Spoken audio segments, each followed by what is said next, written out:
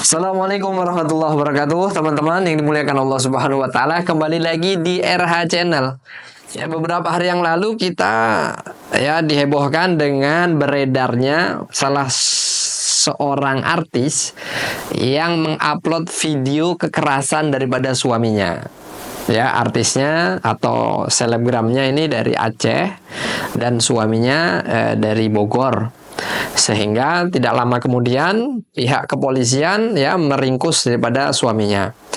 Nah, ini diduga sang suami melakukan kekerasan dalam rumah tangga.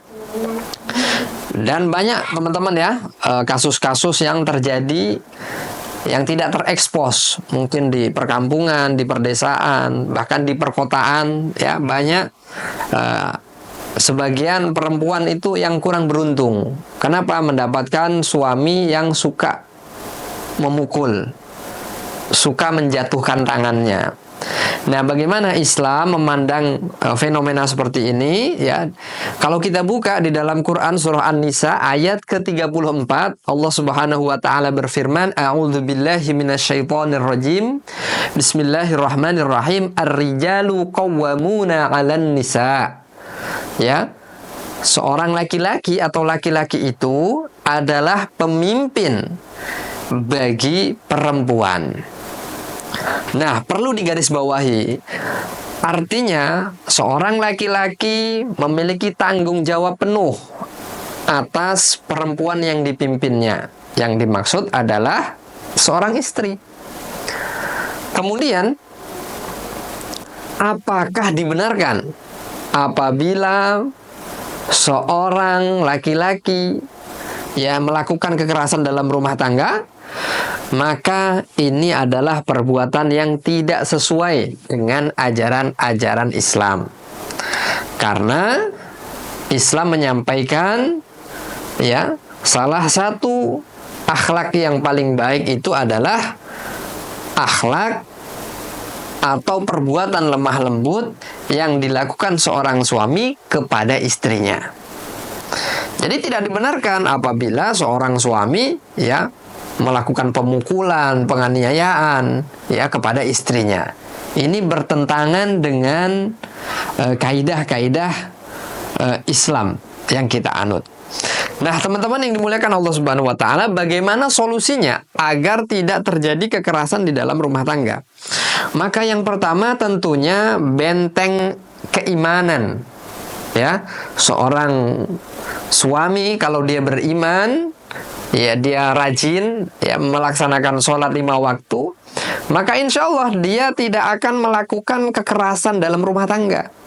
Kenapa? Karena dia memiliki pemikiran bahwasannya anaknya, istrinya itu adalah amanah dari Allah Subhanahu wa taala yang harus dia jaga sebaik-baiknya. Yang pertama, keimanan ini penting teman-teman. Nikah itu tidak hanya bermodalkan cinta saja, akan tetapi yang lebih penting, nikah itu harus dilandasi dengan keimanan. Keimanan, ketakwaan kepada Allah Subhanahu wa taala. Bahkan dalam sebuah ayat dikatakan, inna sholata tanha anil fahsya'i wal munkar. Sesungguhnya sholat itu akan mencegah dari perbuatan keji dan munkar. Dan kekerasan dalam rumah tangga ini termasuk daripada perbuatan keji dan munkar. Kenapa? Sampai melakukan pemukulan kepada seorang istri. Dan ini tidak pernah dicontohkan oleh Nabi kita tercinta Muhammad Sallallahu Alaihi Wasallam. Karena suri toladan kita itu adalah Rasulullah Muhammad Sallallahu Alaihi Wasallam. Bahkan banyak hadis-hadis Nabi bagaimana Nabi itu begitu mencintai istri, begitu mencintai keluarga. Bahkan Nabi itu begitu sayang dengan kerabatnya. Nah, inilah nilai-nilai cinta, nilai-nilai kasih sayang yang harus kita terapkan dalam kehidupan berumah tangga. Yang kedua tentunya dengan ilmu. Seorang suami dan istri harus memiliki bekal ilmu yang cukup. Apa saja tanggung jawab seorang suami misalnya? Mengajarkan istrinya untuk taat ibadah kepada Allah Subhanahu wa taala, mengajarkan anak-anaknya untuk taat beribadah kepada Allah Subhanahu wa taala, Ya, jangan sampai seorang suami tidak tahu tanggung jawabnya dia sebagai seorang kepala rumah tangga. Ilmu. Nah, ilmu ini didapat dari mana? Ya, bisa melalui kajian, baik itu yang offline maupun yang online, teman-teman. Syukur-syukur ya private dengan orang yang memiliki kapasitas keilmuan yang baik. Dan yang selanjutnya tentunya dengan rasa kasih sayang agar KDRT itu tidak terjadi di sekeliling kita. Baik itu istri kepada anak ataupun suami kepada istri dan anak-anaknya. Ya. Kekerasan di dalam rumah tangga apapun itu alasannya maka tidak dibenarkan dalam Islam. Ya.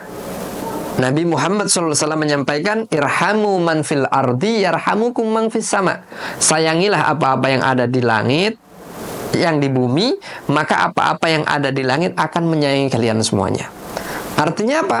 Kalau kita ya kasih sayang, menasehati dengan cara yang baik kepada istri kita, ya kepada anak-anak kita, maka Allah Subhanahu wa taala secara otomatis akan menyayangi kita lewat para malaikatnya. Kemudian tentunya kita harus membentengi rumah tangga kita dengan doa. Ya, ad-du'a'u silahul mu'min. Doa itu adalah senjata bagi orang-orang yang beriman. Bagaimana doanya? Ya Rabbana hablana min azwajina wa dzurriyyatina qurrata a'yun waj'alna lil muttaqina imama.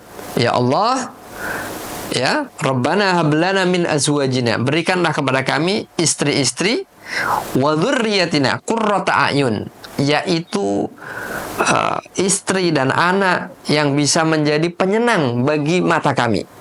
Waj'alna lil muttaqina imama, dan jadikanlah kami imam bagi orang-orang yang beriman, yang bertakwa. Nah, teman-teman yang dimuliakan Allah Subhanahu wa taala, ya, kekerasan dalam rumah tangga di dalam Islam sangat tidak dibenarkan. Ya. Apapun permasalahannya, kalau bisa diselesaikan secara baik-baik.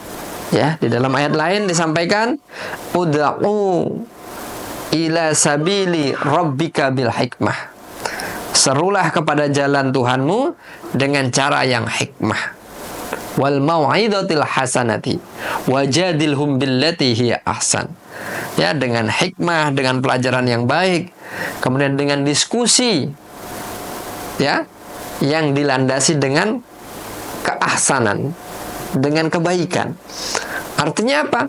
Ya, nasihat yang baik, pelajaran yang baik, diskusi yang baik, itu adalah solusi dalam kita menjalani kehidupan berumah tangga. Karena antara suami dan istri pasti memiliki perbedaan. Kenapa? Bisa jadi beda suku, ya, beda latar belakang pendidikan, sehingga memiliki karakter yang berbeda. Jadi kalau seandainya suami memiliki pendapat A, istri memiliki pendapat B, maka bisa diambil pendapat yang di tengah. Agar apa?